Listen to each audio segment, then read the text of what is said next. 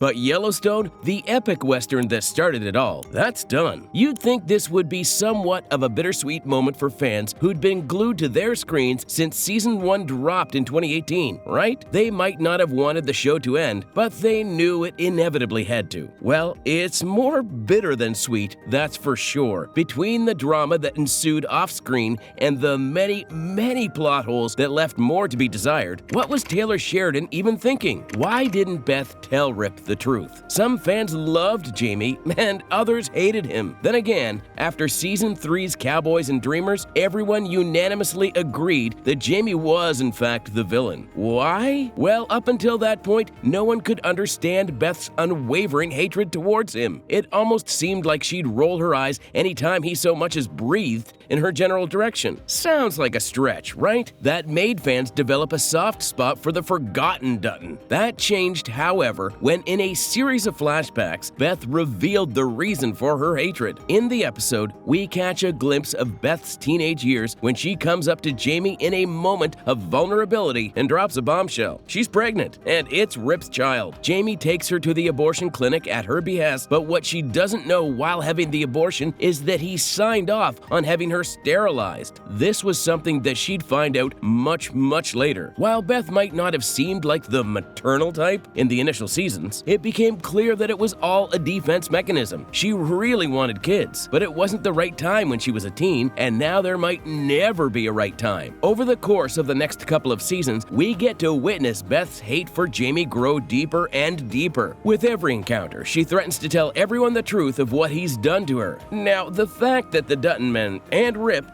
especially Rip, would have torn Jamie to shreds for it comes as no overreach, which begs the question, why didn't she just tell them? Everyone waited for the big reveal, the moment she'd finally tell Rip that not only was she once pregnant with his kid, but that because of Jamie, they might never have kids at all. She did tell John, the family patriarch. Needless to say, this soured his already faltering relationship with Jamie, but there was no love lost there anyway. Likewise, fans couldn't understand why she wouldn't just tell Rip, who was never that fond of Jamie to begin with. Why was she hiding it from him and Kayce? Hiding it from Kayce might have been less intentional. She probably figured it wasn't something she wanted everyone to know about, and Kayce didn't make the cut. That's fair, but what about Rip? After all, she'd vowed to kill Jamie herself, and who would have made for a better killing machine than Rip, who already has blood on his hands? It's something fans couldn't grasp, although some fans offered a somewhat decent explanation. What if she wanted to be the one to kill Jamie herself, and the revelation would have meant that Rip would beat her to it? What was Sarah Atwood's plan all along? Throughout the show, we've seen one antagonist get replaced by another, but all of them wanted the same thing, the Yellowstone Ranch. In Season 5, one might argue that the principal villain was Jamie himself, but some people believe that it would be Sarah Atwood. She became the new head of Market Equities, a company that had been eyeing the ranch from day one. Sarah was introduced earlier on in Season 5 as a business-oriented, conniving woman who had her eyes set on the prize. By extension, she also had her sights set on Jamie. Sarah managed to get one thing done. She found a way into Jamie's life through forming somewhat of a relationship with him, and it was ultimately Sarah's plan to have John impeached. When things weren't moving at the pace she wanted, she even hired people to take care of John on her behalf. It really seemed like Sarah was taking her villainous arc to new heights, but then it all fell short. Ultimately, Sarah was killed by the same hitmen she'd hired when attempting to cover their tracks. This left a villain-shaped hole in the hearts of Yellowstone fans everywhere, but more so because no one ever had the chance to properly acquaint themselves with Sarah in the first place. Who was Sarah Atwood? Your guess would be as good as anybody else's at this point. In one scene, we watch as Beth goes through her wallet and realizes that the person everyone believed was Sarah was using an alias. Spooky. But there had to be a reason for this, right? Why else would someone offer a fake name?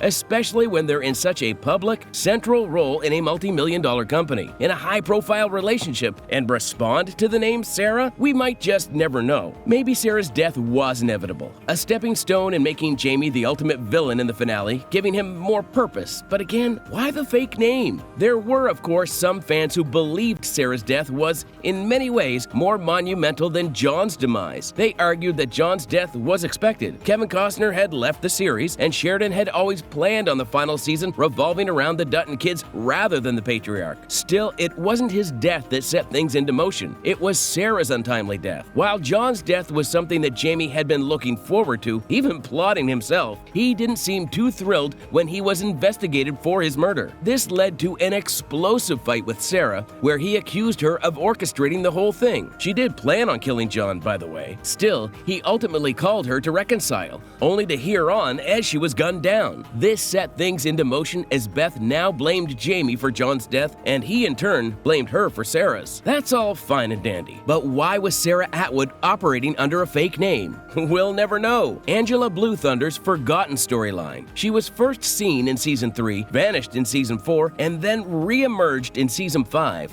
What's been going on with Angela Blue Thunder? Angela was initially hired by Thomas Rainwater as a business consultant to ward off market equities. Yes, that's the same company that had been trying to take over the Yellowstone Ranch. They also posed a threat to the Broken Rock Conservation, and Thomas believed Angela was the only person savvy enough to ward them off. He was right, but Angela had other plans too. We watch her morph from a misunderstood adversary to a full-blown villain when she declares her plans to oust Thomas as the tribal chief and replace him with the much younger Martin. This wouldn't be the first time Sheridan has veered off the main storyline, and it won't be the last time in television history. Multiple storylines are what keep scripted and sometimes unscripted shows interesting. Yellowstone's no different. However, it goes without saying that you're supposed to connect them all together at some point. That point should have been the finale, yet Angela's storyline was forgotten somewhere along the way. Many fans believed that the finale focused a little too much on the Dutton kids. To be fair,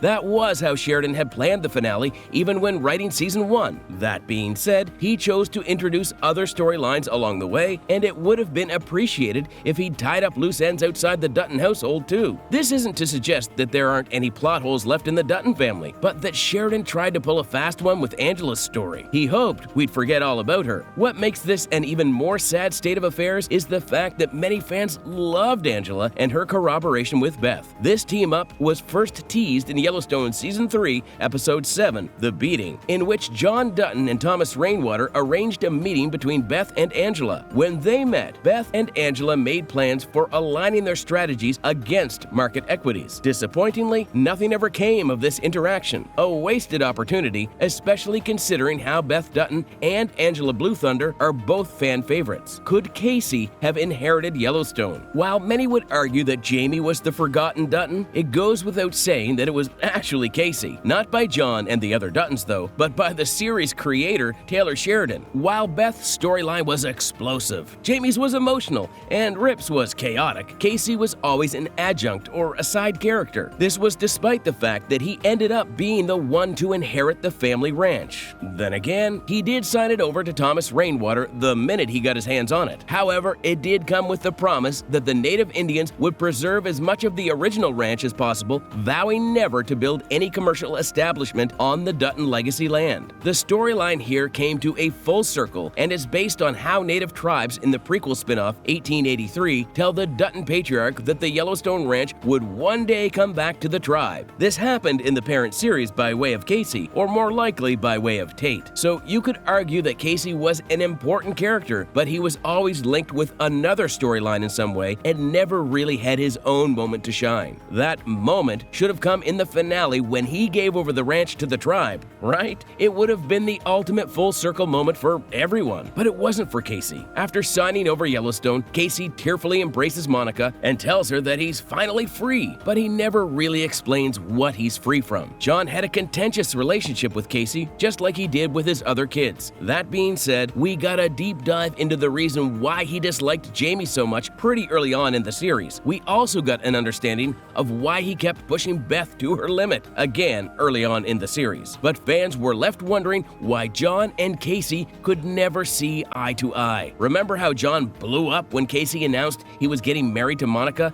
and that the couple were having a child together? What was all that anger and resentment for? Or could it have been displaced? Or could John have just been used to the fact that he had to have beef with Kayce too? That's something we'll never understand. Just like we'll never understand the weight that was lifted off of Kayce's shoulders when he signed over the ranch. How was Kayce trapped by the family ranch in any way? If he wanted to free himself from it, he could just as easily have given it to Beth, or even Jamie, who probably was the most eager of the three to get his hands on Yellowstone. Again, giving it back to the tribe was the full circle moment, and it made sense. But Kayce's storyline was confined to that pivotal moment, yet it wasn't as impactful as it should have been. Needless to say, fans were disappointed. What happened to Lloyd? Yellowstone introduced us to plenty of characters over the years, but admittedly killed off several of them before they made their way into the finale. That being said, there was one central character that they couldn't get rid of even if they tried. After members of the Dutton family, everyone's favorite had to be Lloyd. IMDb lists him as a main character on the show who'd been featured in every episode except for 2. He was also, by the way, a part of the finale.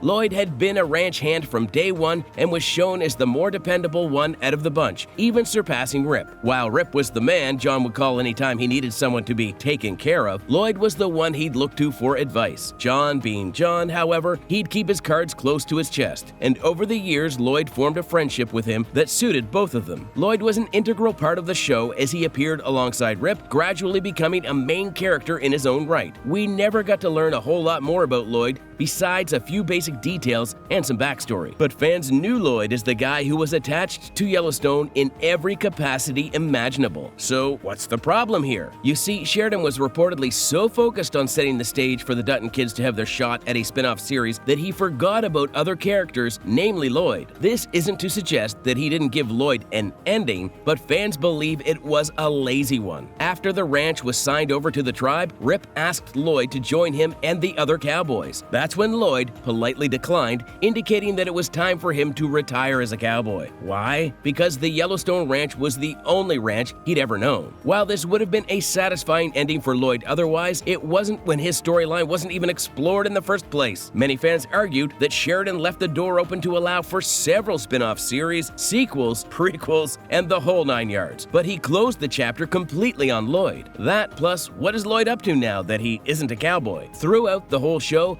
being a ranch hand and a cowboy was his whole personality. He decided to leave it all behind, so now what? Who told Jamie about the train station? Ah yes, the infamous train station. At one point, with how much the train station was referenced, fans began to think that there was a de facto member of the Dutton family. The train station was, after all, their pride and joy. Right after the family ranch, of course. But what's so special about a train station? And an abandoned one at that? The key words right there, abandoned. In Season 4, Lloyd points out that the train station has been a godsend for the Dutton family. Located in an isolated region with no local law enforcement agencies for miles and no witnesses in sight, the train station has been treated as a dumping ground of sorts for whenever the Dutton family needs someone taken care of. Despite the Dutton family's murderous ways being common knowledge, the exact location of the train station has been kept a family secret. Well, not really a family secret. Beth and Jamie were believed to have been kept in the dark about the coordinates. Why? While we cannot explain the exact reason for Beth, Jamie was the family attorney, and it made sense that he stayed indifferent to the location. That being said, Kayce, Rip, John, and Lloyd were the only people who actually knew where the train station was. So Jamie shouldn't have known about this mysterious place that the family had gone to great lengths to conceal from him, right? Wrong! The train station was where Beth found John's body and where they believed that Jamie had killed him. A full circle moment considering what the Dutton family had used the spot for themselves. But who told Jamie? The bomb on the plane. One of the most frustrating unresolved plot points in Yellowstone dates back to Season 2 with the arrival of the ruthless Beck brothers. These villains, Malcolm and Teal Beck, had their sights set on taking over the Yellowstone Dutton Ranch to build a casino. Standing in their way were the Dutton family and real estate developer Dan Jenkins. The Becks became infamous for their cold-blooded actions, including an attack on the youngest Dutton.